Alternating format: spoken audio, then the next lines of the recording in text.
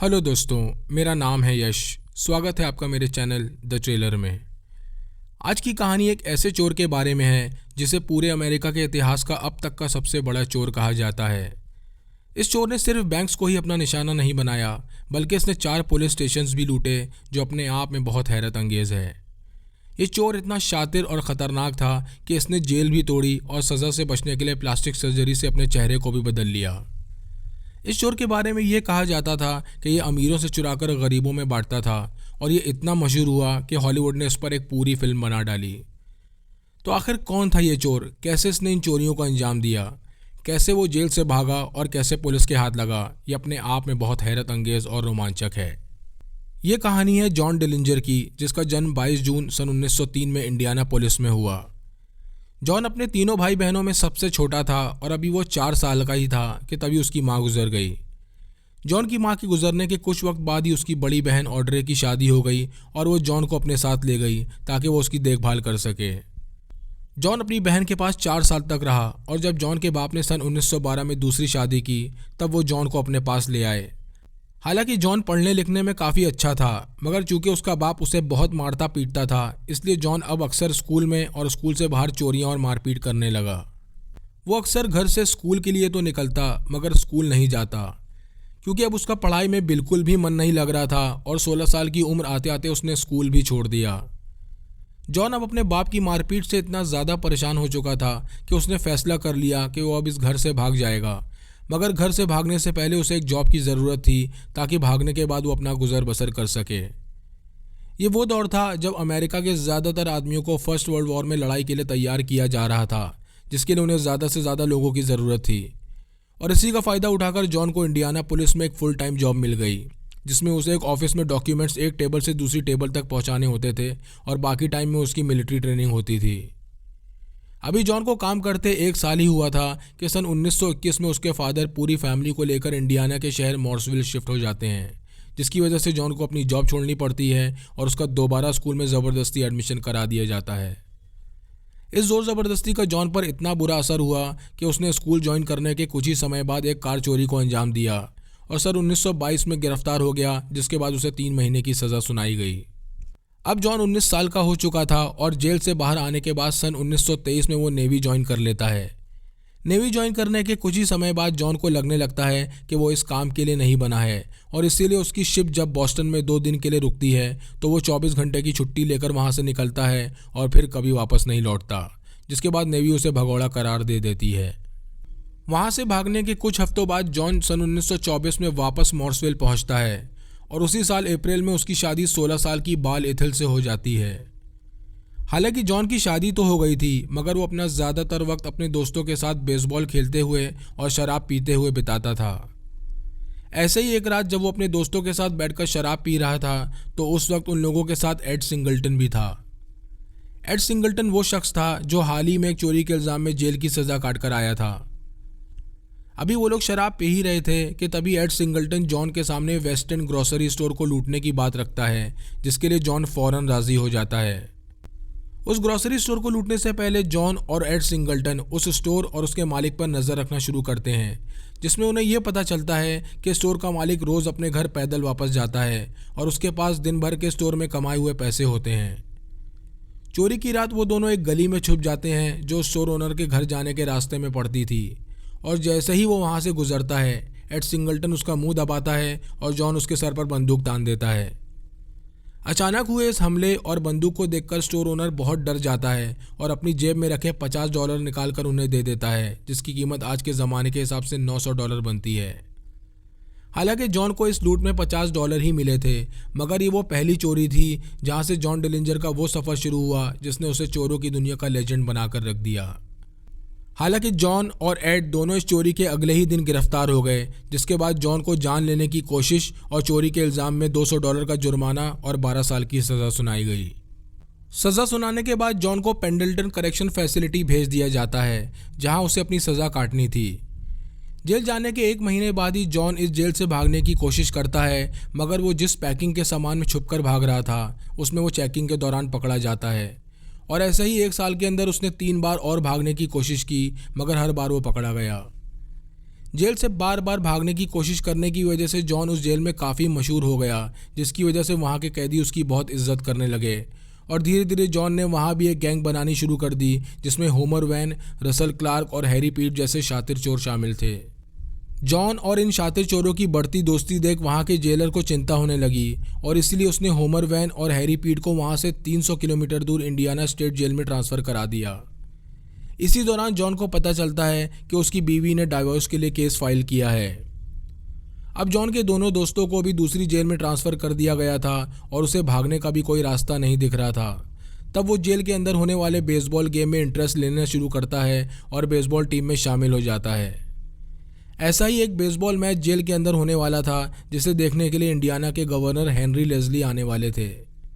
Baseball match में John को खेलता देख गवर्नर उसकी तारीफ करते हैं और साथ ही साथ ये भी कहते हैं कि जॉन को मेजर लीग्स में खेलना चाहिए। चूँकि जॉन ने कई बार जेल से भागने की कोशिश की थी, इसीलिए कोर्ट उसकी पैरोल अपील बार बार रिजेक्ट कर दे रहा था और तब उसके दिमाग में वो आइडिया आता है जिसने इस पूरी कहानी को बदल कर रख दिया। अपील की सुनवाई के दौरान जॉन डिलिंजर जज से कहता है कि इंडियाना स्टेट जेल में उसका ट्रांसफ़र कर दिया जाए, क्योंकि वहाँ की बेसबॉल टीम बहुत अच्छी है और वो उस टीम से खेलना चाहता है। चूँकि पेंडल्टन जेल के बोर्ड में गवर्नर हेनरी लेस्ली भी शामिल थे, इसलिए वो जज से कहकर जॉन का ट्रांसफ़र इंडियाना स्टेट जेल में करा देते हैं। आखिरकार जॉन डिलिंजर का पैतरा काम कर गया और वो इंडियाना स्टेट जेल पहुंच चुका था, जहां उसके दोनों साथी होमर वैन और हैरी पीट पहले से ही मौजूद थे। इंडियाना जेल पहुंचने के बाद वो तीनों ये प्लानिंग करने लगते हैं कि आखिर इस जेल से बाहर कैसे निकला जाए, और तब वो एक प्लान बनाते हैं। प्लान ये था कि जॉन की अगली पैरोल हियरिंग में वो पैरोल पर बाहर निकलेगा और फिर उन सबको जेल तोड़कर बाहर निकालेगा। इसी दौरान उन तीनों की दोस्ती उस ज़माने के एक बहुत बड़े बैंक रॉबर से होती है, जिसका नाम था Herman Lamm. Herman Lamm John से कहता है कि वो आगे होने वाली हर बैंक रॉबरी में उसका साथ देगा अगर वो उसके साथियों के साथ उसे भी जेल से बाहर निकाल लेगा, जिसके लिए जॉन फ़ौरन राज़ी हो जाता है। अब वो सभी जॉन डिलिंजर की पैरोल डेट का इंतज़ार करने लगे और इसी दौरान हरमन लैम उन सभी को एक बैंक रॉबरी टेक्निक सिखाता है, जिसका नाम था लैम टेक्निक। ये वही टेक्निक थी जिसका इस्तेमाल करके हरमन लैम ने कई कामयाब चोरियों को अंजाम दिया था। जॉन डिलिंजर की अगली पैरोल अपील कोर्ट ने एक्सेप्ट कर ली और मई सन 1933 में वो जेल से बाहर आ चुका था।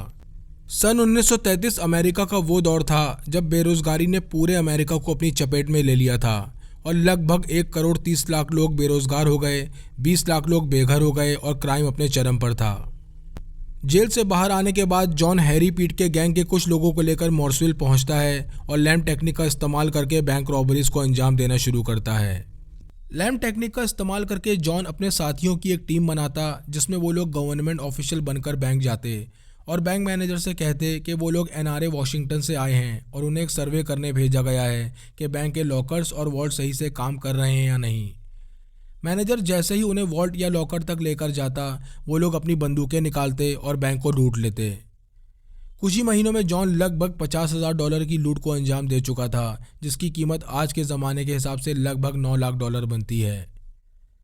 इन सभी चोरियों के दौरान जॉन डिलिंजर एक बात नहीं भूला था और वो ये थी कि जेल के अंदर उसके साथी उसका इंतज़ार कर रहे हैं और उसे उन्हें जेल तोड़कर बाहर निकालना है।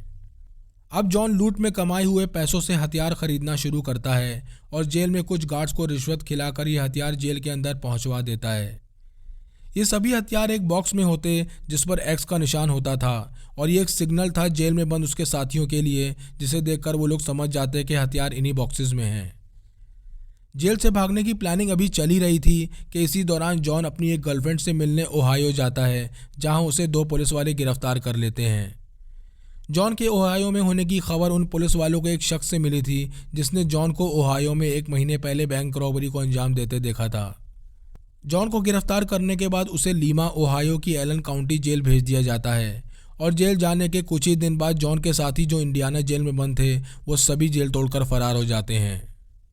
जॉन के साथियों ने उन बंदूकों का इस्तेमाल किया जो जॉन ने जेल के अंदर भेजी थी और वहाँ के जेलर की कनपट्टी पर बंदूक रखकर वो लोग जेल से बाहर निकले, 2 गाड़ियाँ चुराईं और वहाँ से फरार हो गए। जेल से भागने के बाद उन सभी ने अगले 1 महीने तक पुलिस स्टेशंस लूटे ताकि वो ज़्यादा से ज़्यादा हथियार जमा कर सकें। जेल से भागने के 35 दिन बाद 12 अक्टूबर 1933 को हैरी पीट, होमर वैन और चार्ल्स मैकली इंडियाना पुलिस ऑफिसर बनकर एलन काउंटी जेल के अंदर घुसते हैं। जेल के अंदर जाते ही शेरिफ सार्वर जैसे ही उन लोगों का आईडी कार्ड मांगते हैं, हैरी पीट अपनी बंदूक निकालकर पॉइंट ब्लैंक रेंज से उन पर फायर कर देता है, जिससे शेरिफ की मौके पर ही मौत हो जाती है।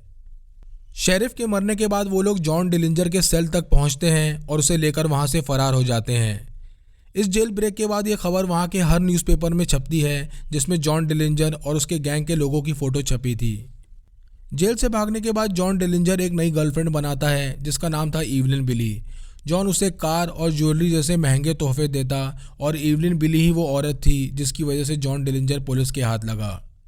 जॉन और उसके गैंग ने मिलकर पूरे इंडियाना में तबाही मचा रखी थी और एक एक करके उन लोगों ने 24 बैंक्स लूट लिए, जिसमें उन्होंने कई लाख डॉलर्स लूटे। ऐसा कोई दिन नहीं जाता जब अखबार में उनकी खबर और फोटो न छपती हो। अब जॉन डिलिंजर के बारे में कहानियां लिखी जाने लगी, जिसमें उसे एक हीरो के तौर पर दिखाया जाने लगा और लोग उसकी कहानियां मज़े लेकर पढ़ने लगे। जॉन डिलिंजर के गैंग में उसका एक साथी था जिसका नाम था नेल्सन। नेल्सन पहले से ही एक बहुत खतरनाक मुजरिम था जिसने कई FBI एजेंट्स को मारा था, और जब जॉन के साथ उसकी फ़ोटो भी अखबार में छपी तब इस बात ने FBI के हेड जे एडगर हूवर का ध्यान इस तरफ खींचा। ये पता चलते ही पूरी FBI जॉन और नेल्सन के पीछे लग गई और वो किसी भी कीमत पर जॉन डिलिंजर के गैंग को ख़त्म करना चाहती थी। इस गैंग को ख़त्म करने की बागडोर स्पेशल एजेंट मेलविन पेरिस के हाथों में दी गई और इसी दौरान जॉन अपनी सबसे मशहूर चोरी को अंजाम देता है। 15 जनवरी 1934 की दोपहर जॉन और उसका एक साथी हैमिल्टन एक कार में बैठकर ईस्ट शिकागो बैंक पहुंचते हैं। बैंक के अंदर पहुंचने के बाद जॉन एक बैग ज़मीन पर रखता है और उसमें से एक मशीन गन निकालता है और बैंक के अंदर ज़ोर से चिल्लाता है, ये एक बैंक रॉबरी है। इसी दौरान हैमिल्टन वहां मौजूद लोगों के हाथ पैर टेप और रस्सियों से बांध देता है। ये सब देख बैंक मैनेजर उन दोनों से नज़रें बचाकर चुपके से साइलेंट अलार्म बजा देता है, जिसकी वजह से पास में ही मौजूद एक पुलिस वाला बैंक पहुंच जाता है। पुलिस वाला जैसे ही बैंक के अंदर पहुंचता है, जॉन उसे भी बंदी बना लेता है। अब जॉन और उसका साथी जल्दी जल्दी उस बैंक से सारा पैसा लूटते हैं और बैंक मैनेजर और उस पुलिस वाले को सेफ्टी के लिए अपने साथ लेकर फरार हो जाते हैं। अभी वो लोग गाड़ी में बैठकर भाग ही रहे थे कि वहाँ एक दूसरा पुलिस ऑफिसर आ जाता है और उन लोगों पर गोली चला देता है, जिसके जवाब में जॉन उस पर अपनी मशीन गन से फायर करके उसे वहीं मार गिराता है और वो लोग वहाँ से फरार हो जाते हैं। इस चोरी के महज 20 दिन बाद ही जॉन और उसका साथी एरिजोना के शहर टस्किन में पकड़े जाते हैं। चूँकि जॉन के बारे में ये छापा जाता था कि वो अमीरों से चुराकर गरीबों में बांटता है, जिसकी वजह से उसकी इमेज एक हीरो की बन गई थी और इसीलिए कोई भी ये बात मानने को तैयार नहीं था कि जॉन एक पुलिस ऑफिसर को जान से मार सकता है। हर किसी का ये मानना था कि जॉन को झूठे केस में फंसाया जा रहा है और वो उस वक्त वहाँ मौजूद नहीं था। जॉन और उसके साथियों के पास से जो पैसे बरामद हुए थे, उनके सीरियल नंबर्स को जब चोरी हुए पैसों के सीरियल नंबर से मिलाया गया तो वो भी आपस में मैच हो गए और इसीलिए उन सबको इंडियाना वापस लाकर उन पर शिकागो बैंक रॉबरी और एक पुलिस वाले की हत्या का मामला दर्ज कर लिया गया। इस बार सज़ा सुनाने के बाद जॉन और उसके साथियों को इंडियाना की लेक काउंटी जेल भेज दिया गया। लेक काउंटी जेल के बारे में ये बात मशहूर थी कि वहाँ से कोई भाग नहीं सकता, मगर ये जेल भी जॉन डिलिंजर को रोक नहीं पाई और जेल में आने के महज 2 महीनों बाद ही 3 मार्च सन 1934 को वो जेल से भाग गया। इस बार जेल से भागने में जॉन का जिसने साथ दिया वो था उसका साथी हर्बर्ट यंगब्लड। उन दोनों ने वहाँ के 2 गार्ड्स के सर पर बंदूक तानी और गन पॉइंट पर बाकी गार्ड्स को सेल के अंदर बंद कर दिया और वहाँ के डिप्यूटी जेलर को सेफ्टी के लिए अपने साथ लेकर वहाँ से फरार हो गए। भागने के लिए भी उन्होंने उसी डिप्यूटी शेरिफ की कार का इस्तेमाल किया जिसे वो अपने साथ ले गए थे और जब उन्हें लगने लगा कि अब वो जेल से काफ़ी दूरी पर निकल आए हैं तब वो चलती हुई गाड़ी में से डिप्यूटी शेरिफ को बाहर फेंक देते हैं और इस तरह जॉन उस जेल से भी भाग निकला जिसके बारे में ये कहा जाता था कि वहाँ से कोई नहीं भाग सकता। इस जेल ब्रेक के बाद पुलिस को जो सवाल सबसे ज़्यादा परेशान कर रहा था वो ये था कि आखिर जॉन के पास गन आई कैसे। क्या उसे भी ये गन उसके किसी साथी ने बाहर से भेजी थी या उसने किसी को रिश्वत खिलाकर ये गन जेल के अंदर मंगाई थी। और जब पुलिस को इस गन के बारे में पता चला तब उनके पैरों तले ज़मीन सरक गई। ये गन कोई असली गन नहीं बल्कि लकड़ी के टुकड़े से बनाई हुई एक गन थी जिसे जॉन ने शू पॉलिश लगाकर हूबहू असली गन की तरह बना दिया था। जेल से भागने के कुछ ही दिन बाद जॉन अपनी गर्लफ्रेंड इवलिन बिली के साथ शिकागो के लिंकन कोर्ट अपार्टमेंट में शिफ्ट हो जाता है, जहां वो दोनों अपना नाम मिस्टर एंड मिसेस हेलमन बताते हैं। लिंकन कोर्ट अपार्टमेंट के मैनेजर को उन दोनों पर कुछ शक होने लगता है और वो 30 मार्च सन 1934 को FBI को ये बताता है कि 2 लोग शायद फर्जी नाम का इस्तेमाल करके लिंकन कोर्ट अपार्टमेंट में रह रहे हैं।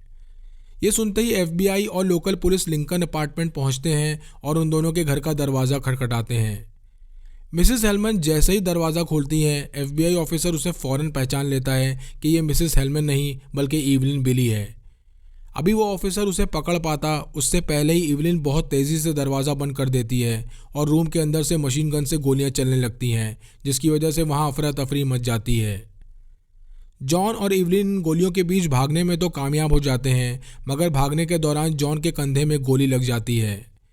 यहाँ से भागने के बाद जॉन को अपने एक साथी एडी ग्रीन के अपार्टमेंट पर ले जाया जाता है, जहाँ उसके जख्म का इलाज किया जाता है। और जब वो बिल्कुल सही हो जाता है तब जॉन और इवलिन इंडियाना के शहर मोर्सविल चले जाते हैं। इसी दौरान 3 अप्रैल 1934 को एफबीआई को एडी ग्रीन की लोकेशन के बारे में पता चलता है और जैसे ही वो लोग एडी ग्रीन को पकड़ने के लिए पहुंचते हैं, वो एफबीआई के ऑफिसर्स के ऊपर बंदूक तान देता है, जिसके जवाब में एफबीआई उस पर गोली चला देती है और 8 दिन बाद हॉस्पिटल में एडी की मौत हो जाती है। एडी के मरने के बाद एफबीआई मॉर्सविल पहुंचती है और 9 अप्रैल 1934 को इवलिन को भी गिरफ्तार कर लेती है। इवलिन की गिरफ्तारी के वक्त जॉन और हैरी पीट वहां से कुछ दूरी पर खड़े होकर ये सब कुछ देख रहे थे। हालांकि जॉन ने इवलिन को इस गिरफ्तारी से बचाने की कोशिश भी की, मगर हैरी पीट ने उसे आगे बढ़ने से रोक दिया, ये कहकर कि इस कोशिश में वो दोनों भी पकड़े जाएंगे, और फिर वो दोनों वहां से भाग गए। यहाँ से भागने के बाद जॉन अपने साथियों के साथ छुट्टियां बिताने विस्कॉन्सिन शहर के लॉज लिटिल बोहेमिया पहुंचता है। बोहेमिया लॉज का ओनर जॉन डिलिंजर को देखते ही पहचान लेता है, जिस पर जॉन उसे समझाने की कोशिश करता है कि वो कुछ पैसे लेकर अपना मुंह बंद रखे। अभी वो दोनों बात कर ही रहे थे कि तभी लॉज ओनर की बीवी इस बात की खबर एफबीआई को दे देती है। ये खबर मिलते ही स्पेशल एजेंट मेलविन अपनी टीम के साथ विस्कॉन्सिन के लिए रवाना हो जाते हैं। हालांकि एजेंट मेलविन इस बार ये इरादा बनाकर चले थे कि वो जॉन और उसके साथियों को वहीं मार गिराएंगे, मगर जैसे ही वो लोग लिटिल बोहेमिया लॉज पहुंचते हैं, वहाँ वो देखते हैं कि पहले से ही लॉज में बहुत सारे मासूम लोग मौजूद हैं जो उस लॉज के कस्टमर्स थे। इसी दौरान एफबीआई एजेंट्स का ध्यान एक कार की तरफ जाता है जिसमें बहुत ज़ोर ज़ोर से म्यूज़िक बज रहा था। एजेंट मेलविन उस गाड़ी के ड्राइवर से म्यूज़िक बंद करने के लिए कहते हैं, मगर वो वॉल्यूम को और ज़्यादा बढ़ा देता है और गाड़ी भगाने लगता है। ये देख एफबीआई एजेंट उस पर गोलियां चला देते हैं, जिसके बाद उन्हें यह पता चलता है कि उन्होंने एक इनोसेंट सिविलियन पर गोली चला दी है। एफबीआई एजेंट्स की यही गलती उन पर भारी पड़ गई और गोलियों की आवाज़ सुनकर जॉन डिलिंजर और उसके साथी लॉज के पीछे के दरवाजे से भाग गए। अब जॉन को ये बहुत अच्छी तरह समझ आने लगा था कि बार बार पोस्टर्स में उसकी फ़ोटो छपने की वजह से और एक जाना माना चेहरा होने की वजह से उसे पहचानना बहुत आसान हो गया था। तब उसके दिमाग में एक हैरत अंगेज़ आइडिया आता है। आइडिया ये था कि वो प्लास्टिक सर्जरी की मदद से अपना चेहरा बदल लेगा, जिससे उसे कोई पहचान न सके। जॉन जब इस बारे में अपने साथी हैरी पीट से बात करता है तो वो भी इस प्लास्टिक सर्जरी के लिए तैयार हो जाता है और 27 मई 1934 को वो दोनों हैरी पीट के दोस्त के घर पर अपने चेहरों पर प्लास्टिक सर्जरी करवाते हैं, जिसे डॉक्टर वेलम लूजर ने अंजाम दिया था। सर्जरी के दौरान जॉन के चेहरे से तिल हटाए गए और उसकी नाक और चिन में भी कुछ बदलाव किए गए।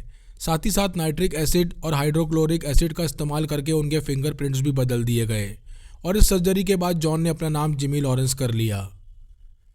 22 जून 1934 को एफबीआई जॉन डिलिंजर को अमेरिका का पहला पब्लिक एनिमी घोषित कर देती है और साथ ही साथ उसे पकड़वाने वाले को $20,000 का इनाम देने का भी ऐलान करती है।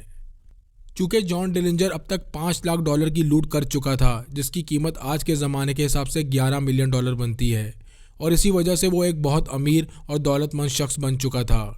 मगर जॉन यहाँ भी रुकने वाला नहीं था और वो फैसला करता है कि वो इस बार मर्चेंट नेशनल बैंक को लूटेगा। इस बैंक को लूटने के लिए वो नेल्सन, हैरी पीट और एक शख्स को और अपने साथ लेता है और मर्चेंट नेशनल बैंक पर धावा बोल देता है।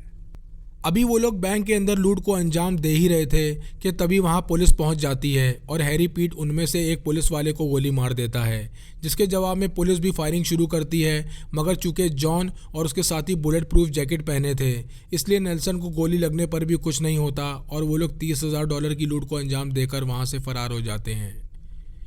इस लूट के दौरान वहाँ आसपास मौजूद लोगों में से कुछ घायल हो गए तो कुछ की मौत हो गई।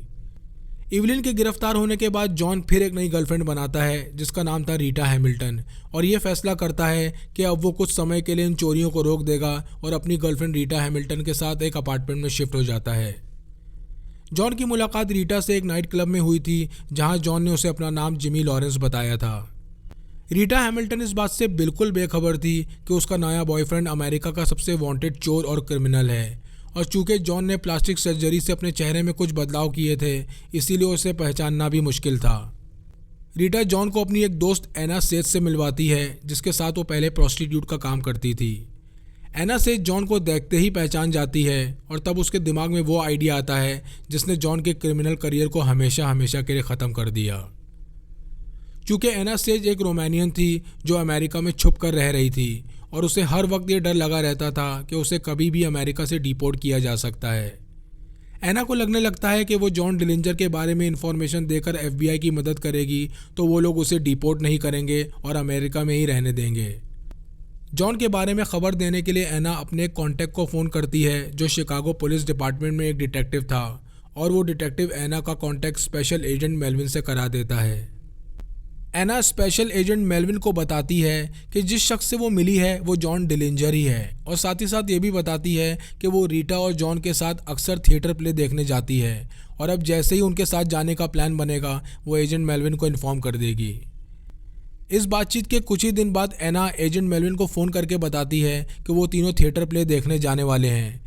चूँकि एना को ये कंफर्म नहीं था कि वो कौन सा प्ले देखने जाने वाले हैं, इसीलिए वो एजेंट मेलविन से कहती है कि वो लोग या तो मालबोरो थिएटर जाएंगे या बायोग्राफ थिएटर, और साथ ही साथ ये भी बताती है कि वो लाल रंग का ड्रेस पहनेगी जिससे वो लोग उसे आसानी से पहचान सकें।